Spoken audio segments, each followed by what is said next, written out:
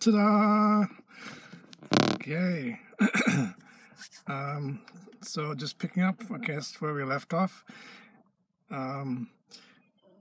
Notice that I've changed my appearance a little bit. In the previous segment of the video, you could say that a miracle has happened and it has rearranged space and time, and all of a sudden I've jumped into the future.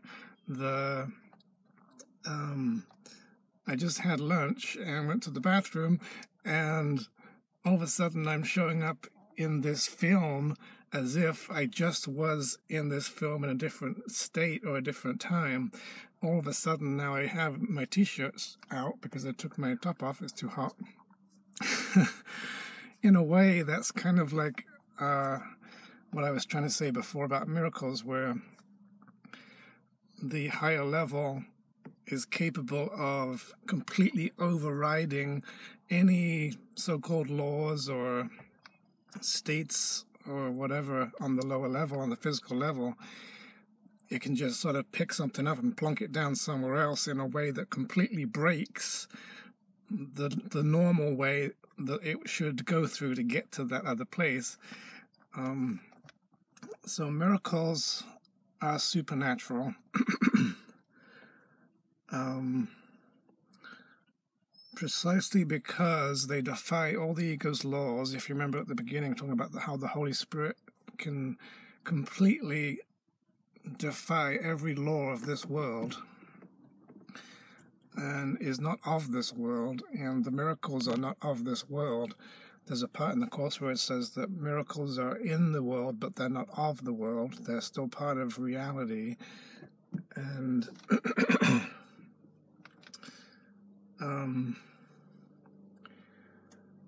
no matter how it looks on the physical level, where you've got, okay, something caused this and something caused this and it led to this, and this whole sequence of sort of chain of causes and effects that happen, and you think that's normal, and you don't seem to be able to do anything otherwise with your normal abilities.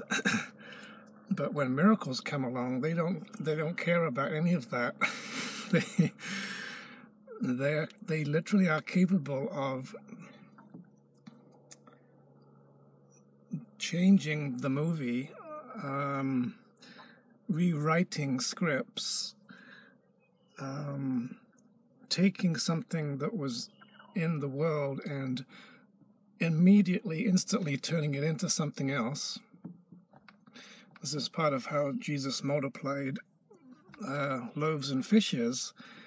There wasn't enough fish and bread to go around to feed 5,000 people. He started to multiply it. He was able to do that, not from this level, but from a higher level of causality, recognizing that the world is just an effect. He was able to say, well, there's no reason why I can't simply put more fish and bread into the world. I'm just going to write some more bread and fish into the dream. Ding! Massive amounts of food appearing out of nowhere. It's very natural. It's supernatural, but it seems law-defying and impossible, but it's very, very possible, because this is the basis of where miracles are coming from, this state of cause. The world is just effect. Therefore, anything that you want to do, you can do, even if it breaks all the laws. You know, if somebody who says, this is impossible, there's no way you can do this, and we've gotten really used to living within a world of impossibilities and limitations, and believing that we're sort of stuck and limited in bodies, and we're under the laws of physics and gravity and space and time, and objects are very physical, and you can't push over a house with your bare hands, and you can't move a mountain. Obviously, it's so huge and weighs an absolutely massive amount of weight. But Jesus is saying, no, these are all horizontal illusions, the horizontal perception of the ego, trying to make it look as if this is true, trying to make it look as if you really don't have power and your mind can't do anything in the world directly. That's the whole reason for this world, was to block out the mind's power and to make it look as if this is just how things are, this is natural, this is nature, there's no other way that this can happen. Miracles come along and do stuff that is literally impossible to the ego, defies the ego itself, defies its laws, defies its causes and effects. Any consequences that come from sin or events or things happening can easily be reversed, undone, cancelled, removed, healed completely. Death can be reversed. You can express and create whatever you please. You don't have any limits, but we're so used to living in a limited mindset and a limited perception and a limited way of being that we really have forgotten just how much freedom the Christ mind actually has and how much power it has over everything in this world. Miracles are extraordinarily powerful, supernatural expressions from a level above the whole universe. The cause of the universe is where they're coming from. And you may have seen, like, when they make like animated movies and CGI movies, the people in the studio are sitting at their computer screen and they have 3D models in the computer screen, a spaceship or a car or whatever. They have to sort of design those things, and there's nothing in the computer that says these things shouldn't overlap, or the car does something to the spaceship, or the spaceship shoots the car and makes it explode. None of that is automatic. You have to actually deliberately take steps to make it look as if there is a cause and effect happening, or some kind of story is unfolding. So now you have to literally move the spaceship. You have to start creating a laser beam and make the laser beam move, and then you have to have the car over here, and now when the laser beam hits the car on your animation timeline, you now have to do something to the car to make the car explode so that it looks as though the spaceship's laser beam shot the car and made it explode. But all of this stuff is simultaneously being made up by the person who's pulling the strings, the person behind the scene or above the illusion of the movie, the editor, the miracle worker. Has the ability to, he's outside of the movie itself, and so is able to do things to the movie or to change the movie in ways that the movie itself cannot do, and that would seem to be impossible. So not only that, they have to give the spaceship some laws of physics and put some math into it and make it so that when the spaceship comes and lands, it won't go through the ground. Otherwise, it comes down and it's just going to go right through the surface. You have to deliberately model the way that it should actually make contact and make it look as though there's a physical contact. Nothing is a given. Everything is has to be deliberately chosen and put in place. That's the kind of mind that you are supposed to have as a miracle worker, a supernatural power that is outside the dream, that is not believing any of the illusions are real. You know, it's just a story that you're making up in a simulation, and that if you want to, you can edit it, you can change it, you can chop pieces out, you can take where there was a dead body, you can say, okay, I don't want the dead body to be there, let's put a live body there. And I don't like where this mountain is, let's move the mountain over a bit. It's the same kind of, that's a good analogy for how,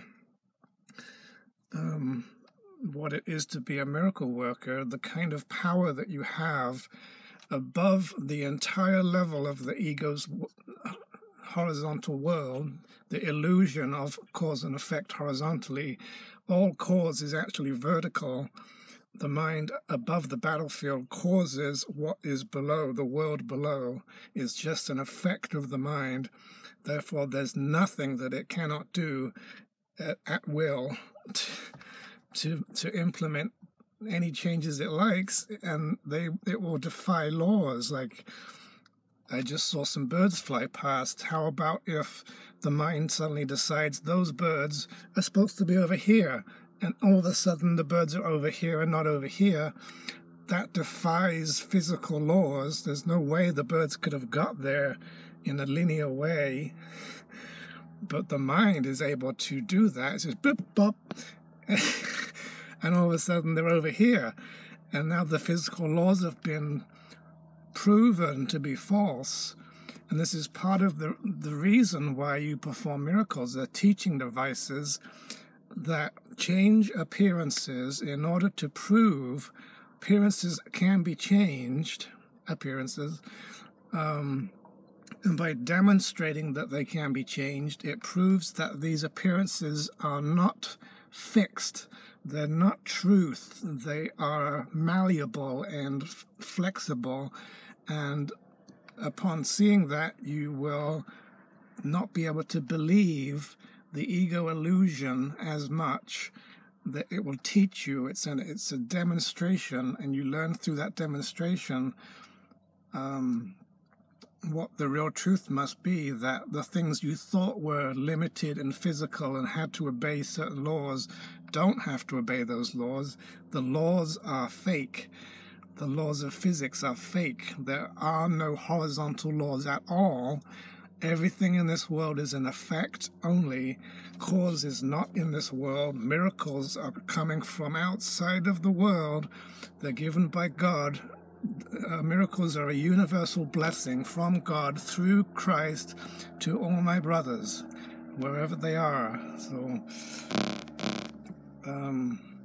this is a much bigger view of what miracles are, what they're capable of. They are absolutely unlimited in their complete rejection of everything in this whole universe. There is literally nothing that they cannot do. That's the kind of power that the sons of God have. Let me just get into my notes here. In an early version, the Course says miracles are thoughts, or at least an edited version. In the original, it says miracles are thought creations. So miracles are like thoughts of love that have power and life, and they are made of God stuff, like God's properties, God's nature. Remember, God is omnipresent. He can be everywhere fully at once, sort of like everything is shared everywhere simultaneously. Miracles are a little piece of that, and within them, those little thought creations, there is a miraculous defiance of all of the ego laws, all of the ego logic, all of its reasoning. All the things you say are separate are proved not to be separate.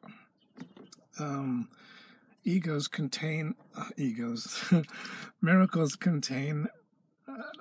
fundamentally contain separation-defying healing power.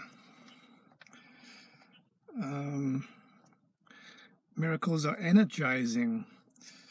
Miracles are healing because they supply a lack. Miracles honor you because you're lovable. Miracles are expressions of love, but they may not always have observable effects. And some people take that to mean, therefore, they don't ever have observable effects. No, they almost always have observable effects, as said earlier in the parts about Holy Spirit and how you are supposed to see His witnesses and the forms changing and bodies getting healed and mountains moving. observable visually. I can see change effects of miracles almost always. And even if a miracle occurs in such a way that it may not be obvious, the kind of physicality that it changes, or it's a change in a healing of mind or perception or something like that, a miracle is never lost. It may touch many people that you've never met. And I think that miracles have a holographic property to them, whereby there's kind of like this one big miracle, the miracle. The Course often says the miracle. That's like God's simultaneous, universe-wide expression of the Holy Spirit healing the whole dream at once. And then individual miracles are individual expressions within that. And it can seem as though the effects of miracles are different.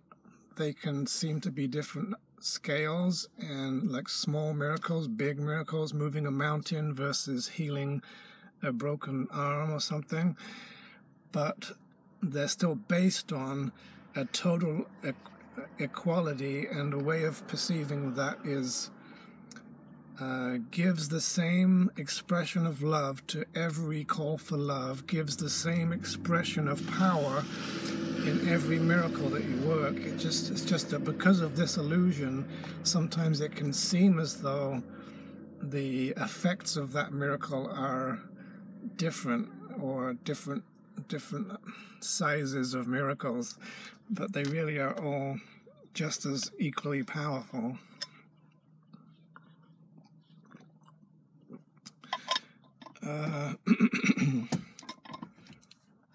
Some things about perception. Okay. Miracles rearrange perception and place all levels in their true perspective. By recognizing spirit, miracles adjust the levels of perception and show them in their proper alignment. So miracles sort of bring clarity and show you truth and restore sanity, and this corrects perception where it fixes the level confusions that you have and the denial that you have, and heals the sense of separation, and therefore the proper sequence of cause and effect is reestablished. The cause outside the world is the cause of the effects in the world, instead of the other way around. When you believe that the world is a cause, you have level confusion, and you believe in the horizontal causality. Miracles restore the mind to its fullness.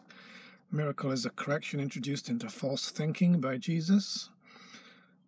False thinking is, of course, ego thinking, separate boxes thinking, fixed limitations thinking. The miracle is introduced into that kind of thinking and breaks it up and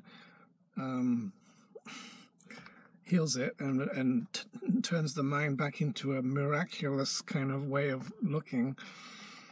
The miracle dissolves error because the Holy Spirit identifies error as unreal and false.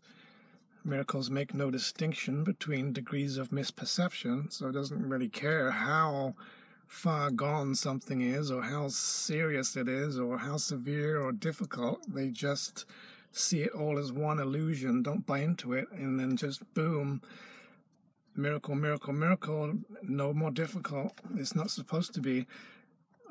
Jesus even said at the beginning of the Course that even raising the dead is something that should be equally possible at the beginning as much as at the end, when you've learned miracle working more, because of the equality of miracles and the lack of order of difficulty. The miracle compares what you've made with creation, i.e. heaven, accepting what is in accord with it as true. So miracles basically are sort of spokespersons for God's truth, and they reflect it, and they reinforce it and bring it about by undoing and taking away the ego stuff. Okay. A miracle is an expression of an inner awareness of Christ and the acceptance of his atonement. So if you're thinking that you're a miracle worker because you just picked up a course in miracles and you're doing some lessons and you've changed your perception a little bit, if you don't have an inner awareness of Christ and acceptance of atonement, then you're probably not being a miracle worker yet. This doesn't mean that you have to get entirely into the Christ identity or that you have to be free of sin or have no blocks, because miracles are taken on faith first.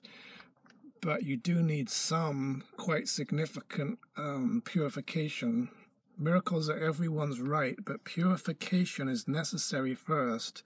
You do have to go through a lot of undoing and unlearning and ego removal and removing blocks to love, blocks to awareness, removing denial, because they all stand in the way of the expressing of love and your holiness and your Christ power.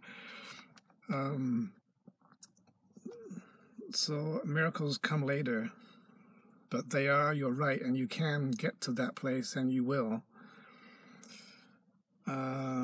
Jesus is the originator of miracle impulses, and Jesus says, I inspire all miracles, which really are intercessions. They intercede for your holiness.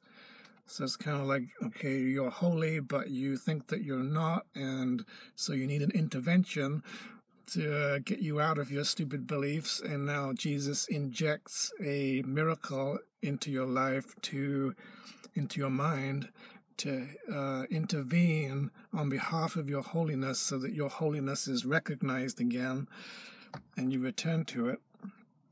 Now, love is powerful, not weak. The ego has turned love into some kind of romantic emotion, softness, weakness, gentleness, harmlessness, but in ego terms that has no power,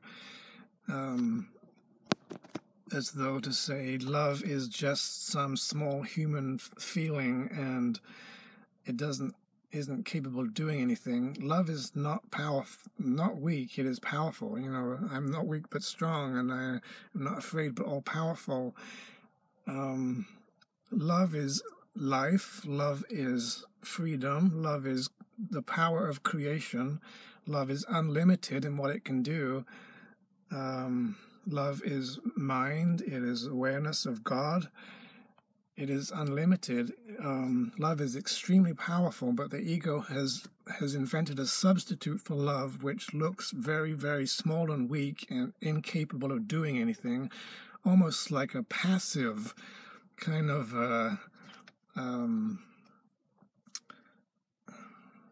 inability to do anything. It's also turned innocence into vulnerability. So like you have like an innocent baby and it's so vulnerable and dependent and can't really do anything and it can't hurt anyone and is very easily harmed. That is the opposite of what innocence is. Innocence is strength. Innocence is integrity, strength, power, cannot be hurt, invulnerability. So you can see how the ego has really created opposites and substitutes for love and innocence and power and mind and everything else.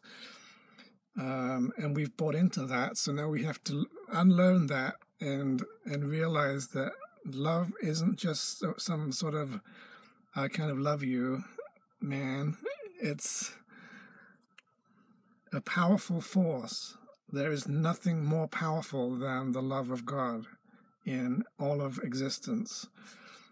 And we have to realize that, because then that means miracles that are expressions of love are expressions of profound power that are capable of anything. And love gives life to whatever and can reverse death, because love is alive. And this is a different definition of love. We have to sort of relearn what love is. There's no order of difficulty in miracles. They all support each other. Miracles are not in competition, and the number that you can do is limitless. They see all illusions as the same illusion, as a call for love, and give love in response. Because when you're deceived by the hierarchy of illusions, it tempts you to believe there's a difficulty, a reason why this is going to be hard or might not be possible, and that stops you from being miraculous. Miracles control time by collapsing it, introducing an out-of-temporal order state. What I see this as, like, okay, there's a timeline, events are happening. A miracle comes from outside the timeline and sort of slices off the timeline and then takes something that would have been way down the timeline in future and pastes it over here, collapses the interval of time so that piece of time is not needed. It's almost like jumping ahead, jumping from a certain state to a more healed state that probably could have only come about after thousands of years. It does say that the miracle saves you thousands of years. Sort of brings that future into now. And so there's like, okay, timeline is proceeding here, and it's sort of negative and bad. Here's the future timeline. It's kind of more positive and high. And all of a sudden, this is put here. So there's a sudden jump, a sudden miracle of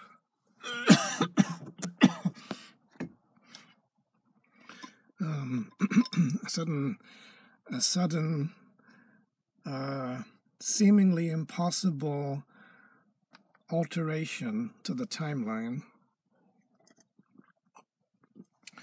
which suddenly implements significant changes that defy all of the little steps that you would have had to have gone through to get to that healed state.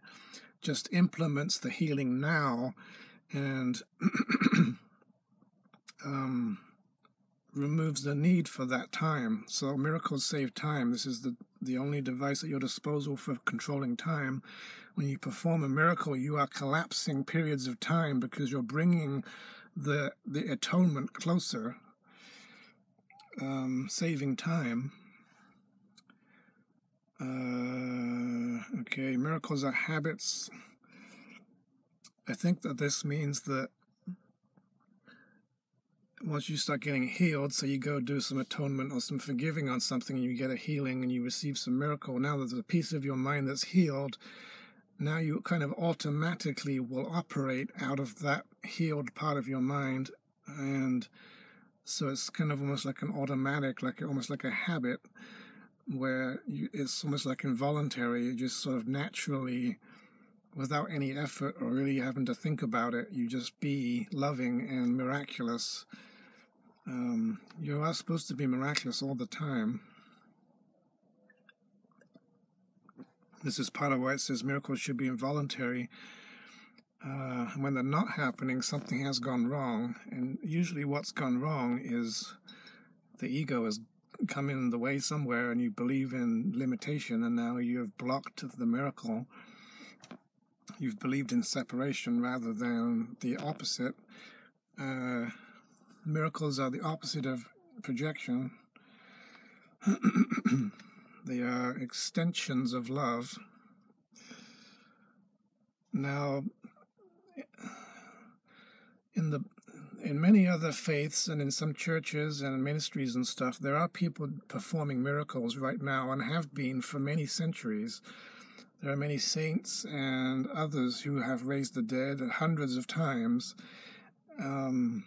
and performed all kinds of miracles that many people will be skeptical of, but I do believe that they are entirely feasible and are even barely scratching the surface of what can be possible. There is nothing that your holiness cannot do. So in the Bible it says, this is kind of a Jesus miracle working tip. I tell all of you with certainty, if you have faith like a grain of mustard seed, you can say to this mountain, move from here to there, and it will move, and nothing will be impossible for you. Therefore I tell you that whatever you ask for in prayer, believe that you have received it, and it will be yours. And what the Course says is it can be hard to believe, and it is hard to believe, it can be hard to believe that thought and belief can combine into a power surge so strong that it can literally move mountains. So key parts here are miracle working entails some kind of a thought, some kind of thought creation, a loving thought, strong belief, and belief is similar to faith. You believe in God's power and you don't believe the ego, and therefore you trust and have a sense of certainty that it is going to happen. Prayer is a part of it. Prayer is the medium of miracles. You do need to actually pray in some way to express a miracle. And if you believe that you have received it, it will be yours. And that seems backwards to the ego, because usually it's like, okay, I think that I'm going to get something. I don't have it yet. I have to go get it. And not until I get it, I'm not going to be grateful for it. Miracles are the opposite of that, where you have to actually believe that you have already received it before you seem to have received it in order to bring it to you. And this is because miracle working is the opposite of how the ego thinks. And so it almost seems backwards, but it's actually the correct way. I'm going to get into that more here. One time I quoted this part about moving of mountains and literally being able to move mountains on a chat group, and people were like, well, it only says literally once. I think that it should have put more emphasis on the literally in order for it to have meant that it was literal. How many times do we have to say literally? Literally can move mountains. Miracles can move physical, massive, mega million tons of rock. Yes, you can. Yes, you can. Miracles can do anything. Okay.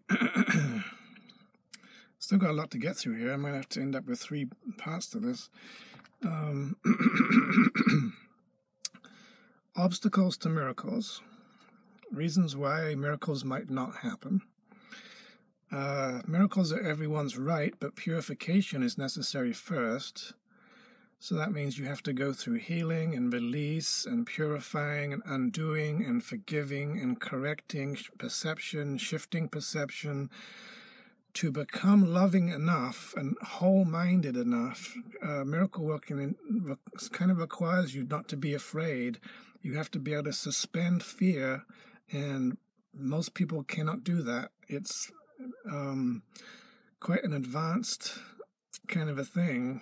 You can't do it right at the beginning of your coursework. You have to be able to suspend fear and being a place of love for long enough to hold that love in order to be miraculous, because otherwise there's no healing power, because love is power and wholeness is power and love heals. So if you can't get into that state of loving enough, you're going to have trouble working miracles. But you can still, if you've developed some trust and some faith in God's truth, you still can sometimes, in a struggling way, produce some minor miracles. You can have a small healing or one small issue that you manage to have some effect on, but it won't become as powerful and effortless until you have become quite advanced in your forgiveness and your acceptance of atonement.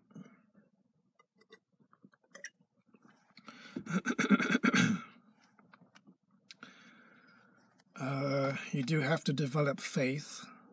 You've placed your faith in the ego, and you believe what the ego has lied to you about, or how you've convinced yourself that this world is true, real, limiting, sickness is real, death can't be reversed. All these kind of beliefs that are false, they work against your miracle working.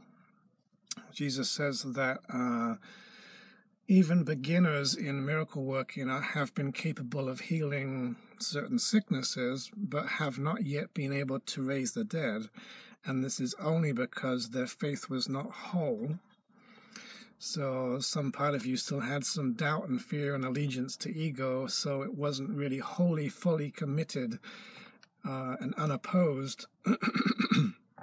And that resulted in finding it hard to raise the dead.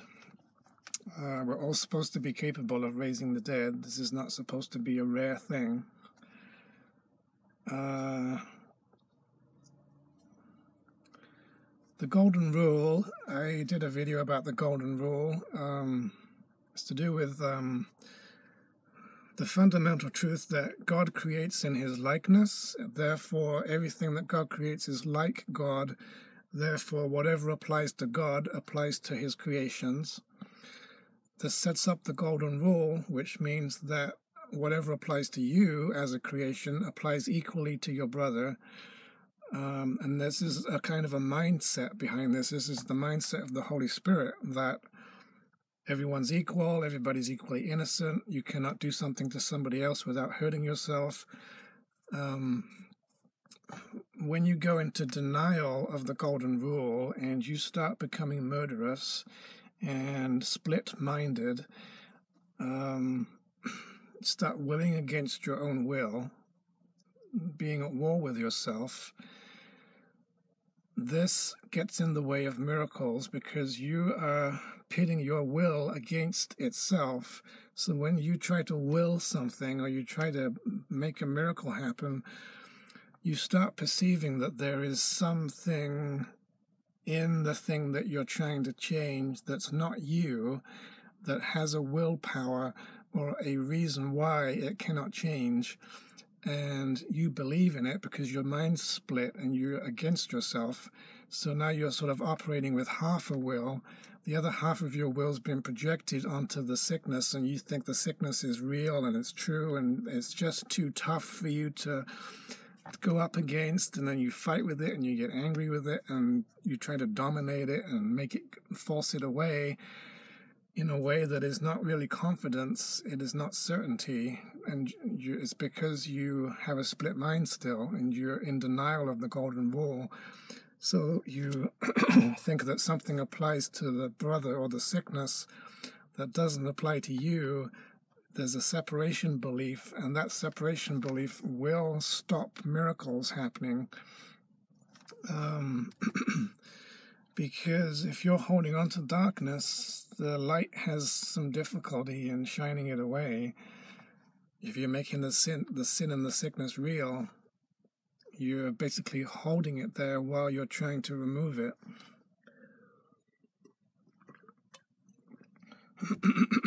So you have to become single-minded, whole-minded, get into the proper recognition of the golden rule, be under no laws but God's. The only law of God is the golden rule. You got to be in this mindset of equality, and I love myself as much as I love my brother, in order to be able to heal the separation between, and that separation is their sickness. If my will is divided against itself, I'm going to have doubts and fears, and I'm going to be kind of nervous about whether I can do this miracle, and I'm going to try to do it, and then I'm still going to be kind of uncertain, and I don't know if it's going to work, and I don't know if I have enough power, and then you think that you have to do it yourself, and it just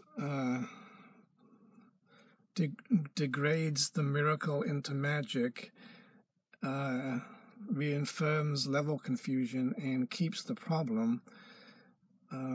So it does require you to become of one mind, one will, undivided against yourself, wholehearted, fullness of love, being able to pray for somebody in a very loving way. Otherwise, you're going to have struggles, and I found this myself. I was trying to perform miracles, and it would be barely any sign at all that anything was happening, and I still have these problems. I still go up against myself, basically. So if you can get the idea that if your cause and you have full power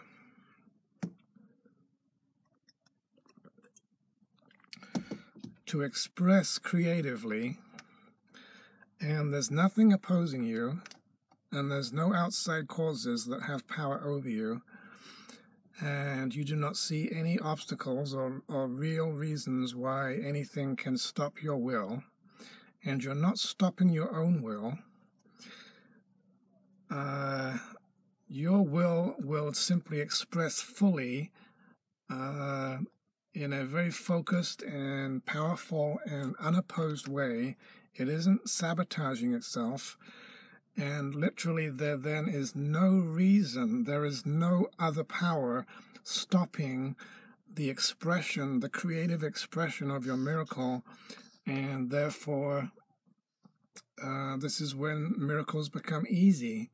That's the level at which you recognize you are entirely cause. Effect has no power to stop your causality. There are no causes in the world that have power over you. Therefore, if you say something goes, boom, that's it. It's done. You implement the truth. You you don't even have to go up against an enemy or get all worked up about why it's not being healed. When you get to Jesus's level of miraculousness, you simply can sort of give a command, rise, Lazarus, and Lazarus has to get up. There's nothing opposing you. You're not opposing yourself. So this is an important key, that you can't have a split mind, and you can't be in denial of the golden rule, the mindset of the sonship. Otherwise, you are not going to be able to perform miracles. You're going to stop yourself, and you'll think it's something else stopping you, or the problem's too difficult, or the sickness is too severe or long term. You're going to start buying into all these illusions of why not, and you will run up against yourself, and this is what stops miracles. It stops life. It is opposition, is separation. It is a war. And in war, there is death, not life. If you want to be expressing miraculous life, be life-giving, restoring to life and healing the sick and raising the dead, you have to be life. You have to be very loving and not believing in separations, and that means not having a split mind. You cannot be in denial and unconscious.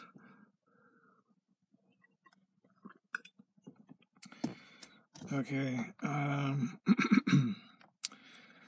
and that will turn into basically a lack of faith. It means that you don't fully believe God's laws and God's truth. You still believe separation, and you still believe ego. So your faith is placed in the ego. You are basically empowering the ego and the sickness and keeping it. So this is why we need to learn that there are no causes out there, and we're not the effect of anything or anyone. That makes you the cause only. Now you are up here above the world, able to do whatever the heck you want to change appearances or heal the sick or whatever. So miracles are a service to others. And this is because in heaven, you and your brother are equals, you are identical, you love each other, and you share everything with each other. And separation was the attempt to stop sharing and to become isolated, separate individuals. And so now, in order to reverse that, which is what miracles are for, you need to realize that the separation is not a personal thing. If your brother didn't exist and it's just you, separation is not just about you. It has come between the two of you. The two of you have been mutually separated off by the separation idea, and therefore miracles express love in order to rejoin you with your brother. Joined minds heal. It is the absence of the joining that fosters separation and induces sickness and death. So that it's the in-between you and your brother that's the problem. It's not just about what's in your mind and how are you separate from God and how am I going to undo my own separation. The separation attacks both of you. A sick body is an accuser. A dead body is trying to condemn your brother to claim that he's the cause of your death. Death is an attack on both of you. So we need to get this idea, therefore, separation means coming between what should be joined, and that applies within your mind, in your split mind, as well as it applies between you and your brother, and you and God. You do have brothers, and therefore miracles are a service to others as much as you.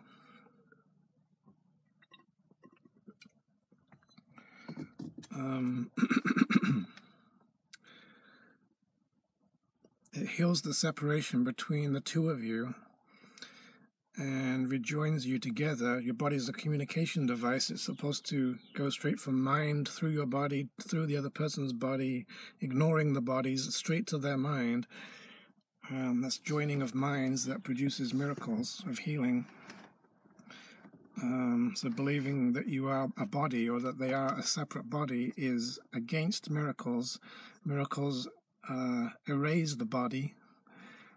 A miracle is a universal blessing from God through Jesus to all my brothers. Miracles acknowledge everyone as your brother and mine.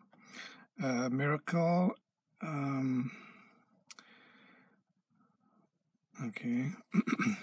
unite you with your brother.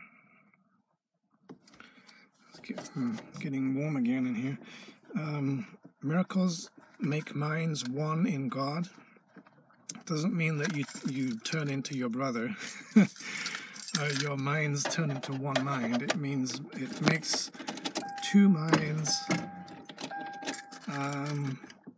share again. They weren't sharing before, now they can share again.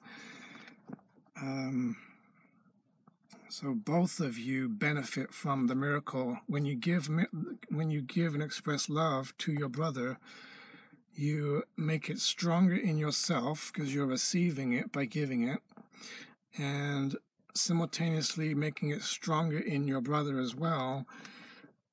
So both of you are lifted up. Communication is restored, increases the level of communication, and heals any manifestations of separation, i.e. sickness and death, any kind of suffering, any kind of sense of isolation. Miracles reawaken the awareness that spirit and not the body is the altar to truth. So they restore your mind to an awareness of truth. Now, sickness is a defense against the truth. A person perceives that the truth has come to threaten their establishments. The things that they believe seem threatened. The person sees the need for a defense, uses separation to implement the defense, like pushing away, to try to put distance between you and the threat. This emphasizes separation, induces sickness, and makes the person unconscious. So the choice that they've made to put the defense in place was a choice to make the choice unconscious, to go into denial, and then symptoms of sickness show up because you're in a state of separation. You're trying to block life. So then you start focusing on the sickness.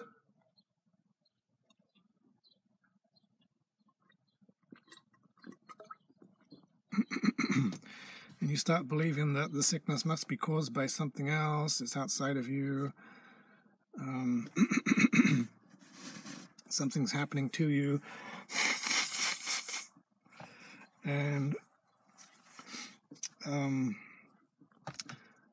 other reasons for the sickness, but you don't realize you've denied the choice that you made to be sick because you thought you needed it to save your life. So sickness is in the name of preserving you, but it attacks you and kills you. And in this state, you've blocked your own light and your own health.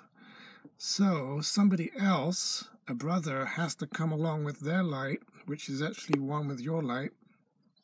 It's the same as yours, and shine their light into your mind so that the darkness that you implemented is shone away, and they become aware that they did this to themselves. They can recognize that they don't need to be afraid of the truth, that the truth isn't attacking, and therefore they do not need the sickness. Sickness was a defense against truth, but if they don't really need to be defended by it because they can see how the truth is on their side and it's helping them, they will drop the sickness instantly and all the symptoms will disappear.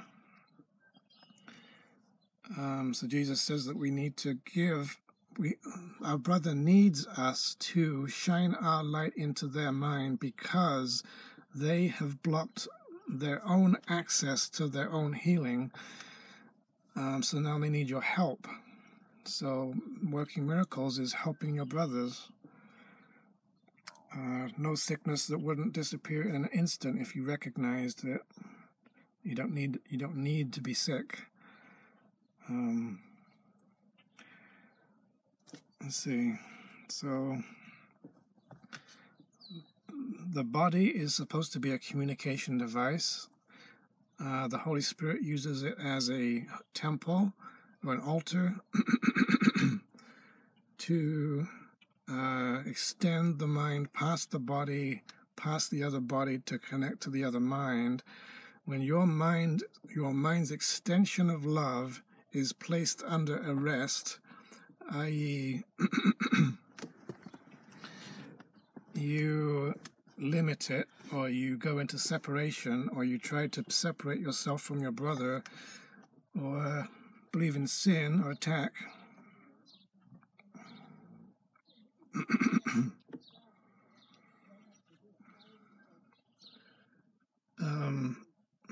the arresting of your mind fosters separation and induces sickness. So when you're using your communication device body for attack, sin, guilt, projection, it makes your body sick. This is the only cause of sickness, is the belief in separation between brothers. And this is why miracles, when they reestablish the communication between minds, and you stop being identified with the body, and you stop identifying your brother as a body, it heals the separation between the two of you. There's nothing for the sickness to cling to. Sickness is just another form of guilt.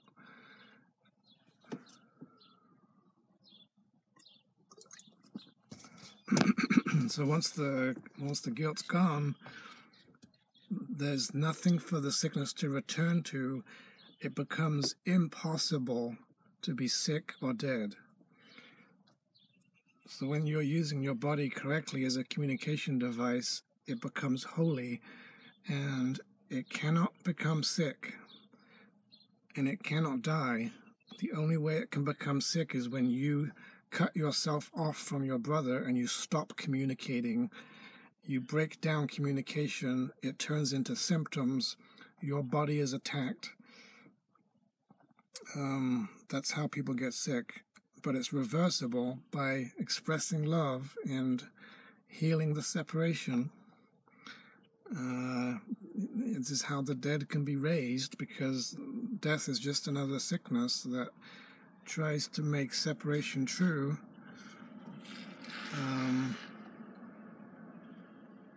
So it can be reversed.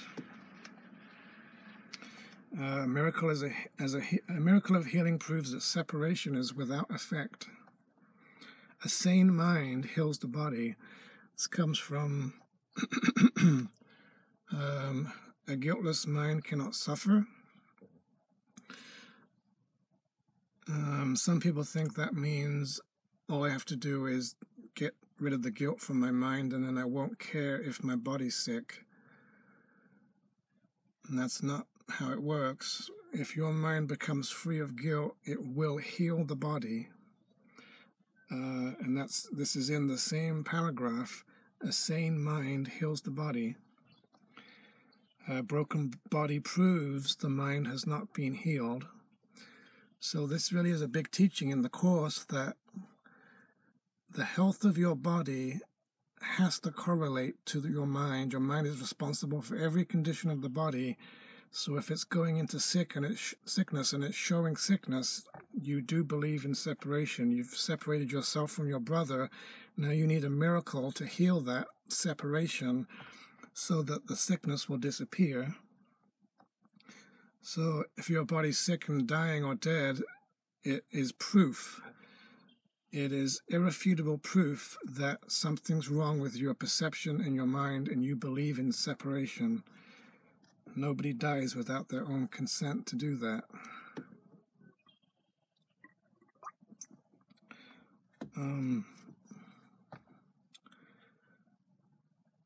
A healthy body exonerates your brother. If you show a healthy body, it proves your brother's innocence by proving that he could not have done anything to you, and thereby shows him that he has not hurt you, and therefore he is innocent. And this is part of Jesus' resurrection. When he rematerialized the body,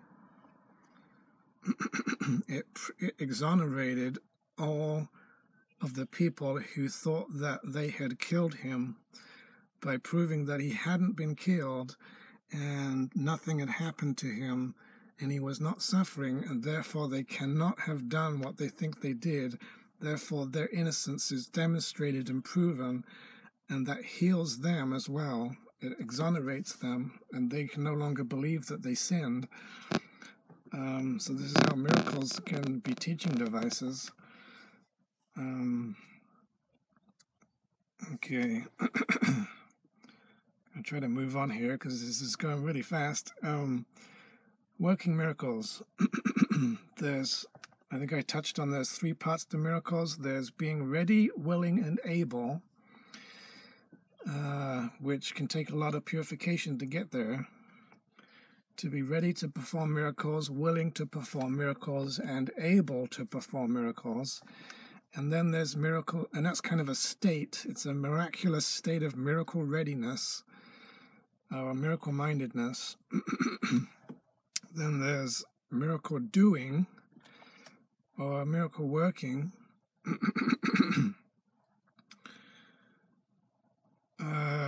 Which should be under Christ's control, because Jesus needs to be in charge of the plan of atonement, so he knows where the miracles can be bestowed. But you need to show up as a potential miracle worker, able and ready and willing, and he will direct you to the people who you can help and perform miracles for. And then the miracle doing is under Christ's control.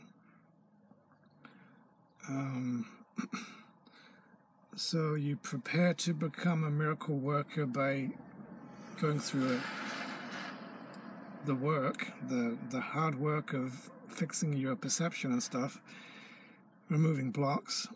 You become miracle ready minded, and then you do miracles.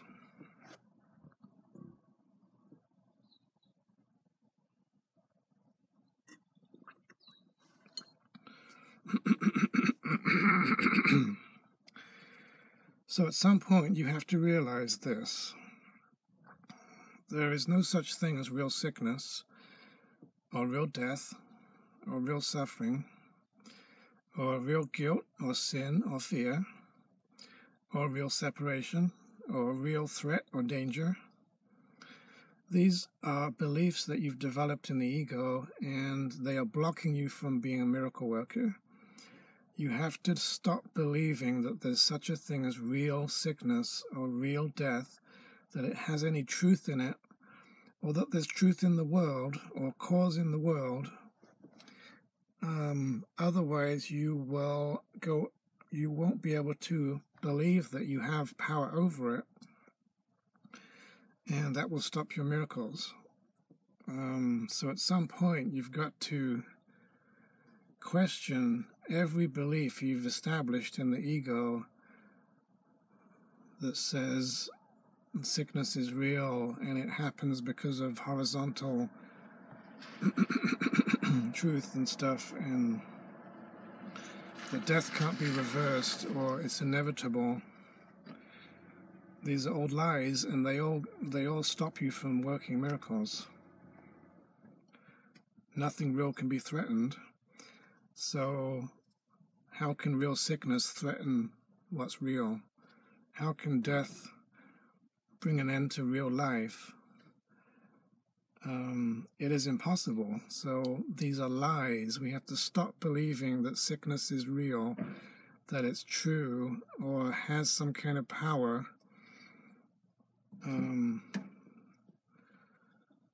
There is no real problem. We're just learning how to undo the illusion that there's a problem.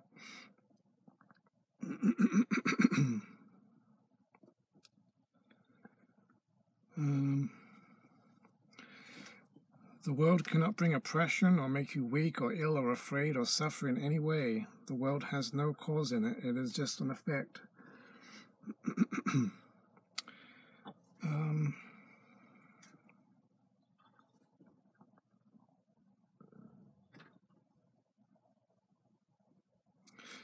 I think I'm going to pause there. I think I'm going to just have to make another video segment because I still have quite a bit to go here to do with working miracles and other tips. So we'll say this is the end of part 2, and I'll pick up in a moment.